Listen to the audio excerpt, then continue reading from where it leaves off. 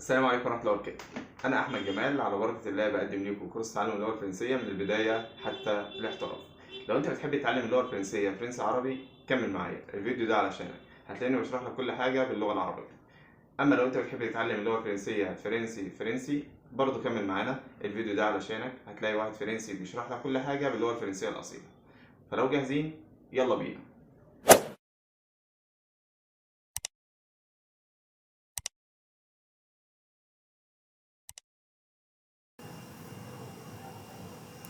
أهلا بكم مرة تانية في سلسلة تعلم اللغة الفرنسية من البداية حتى الاحتراف. الدرس الثامن هناخد أدوات المعرفة. Les articles définis. أدوات المعرفة اللي هي في العربي الألف واللام. لو بدل ما أقول كتاب أقول الكتاب، يبقى أنا بعرف الكتاب كده بالألف واللام. الكتاب، باب، الباب. وفي اللغة الإنجليزية أدوات المعرفة اللي هي the boy, the girl, the door، وهكذا. عندي في اللغة الفرنسية في 4 أدوات معرفة: le، la، الأوستروف، les. le ودي بستخدمها مع الكلمة المفرد المذكر masculin singulier، زي le livre. le livre يعني الكتاب.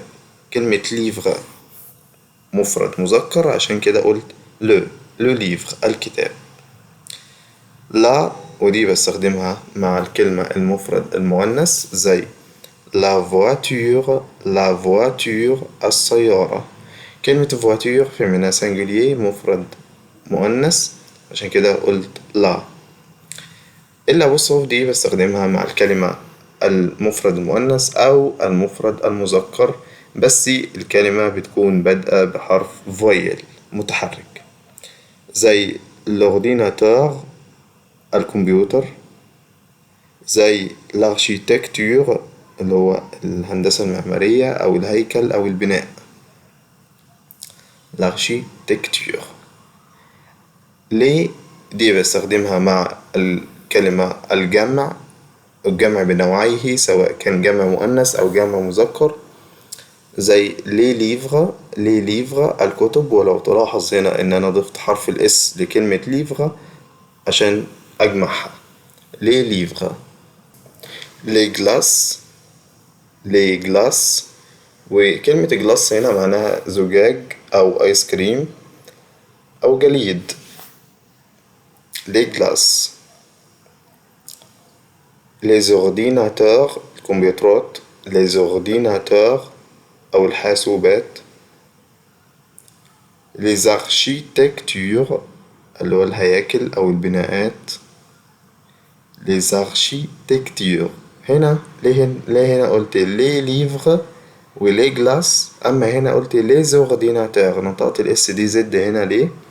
لأن الكلمة بادئة بحرف متحرك، والقاعدة بتقول إن حرف الاس لو جه في نهاية كلمة والكلمة اللي بعديها بادئة بحرف فويل بننطق الاس دي زد، زي les ordinateurs.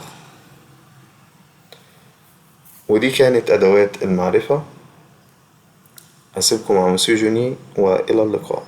Bonjour, je suis Julien, votre professeur de français. Toujours dans cette unité 1, je vais maintenant vous parler des articles définis. Alors, les articles définis sont utilisés pour parler d'une chose ou d'une personne identifiée, ou encore de parler d'une chose ou d'une personne en général. Comme pour les articles indéfinis, il existe des articles définis singuliers, mais aussi des articles définis pluriels. Ces articles ont la même utilité que pour les articles indéfinis, ils accompagnent toujours un substantif. D'accord ? Les articles définis singuliers se différencient au masculin et au féminin. L'article défini masculin singulier se prononcera le. Par exemple, le livre. L'article défini féminin singulier sera quant à lui la. Un exemple, la voiture. Il existe un troisième article, l'article L'. Il s'utilise autant pour accompagner un substantif masculin que féminin et il est utilisé lorsque le substantif commence par une voyelle.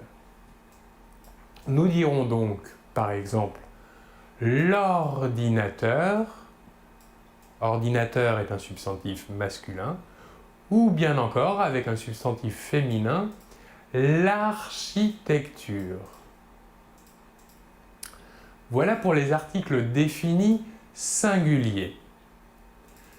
Passons maintenant aux articles définis pluriels. Nous ne distinguerons pas ni le féminin ni le masculin. Nous utiliserons le même article défini pour le masculin et pour le féminin au pluriel. Par exemple, nous dirons les livres ou encore les glaces ou encore pour des substantifs commençant par des voyelles, nous conserverons ce même article les et nous dirons les ordinateurs ou les architectures. Voilà pour la présentation des articles définis. Je vous remercie beaucoup de votre attention et l'on se retrouve très bientôt. Au revoir.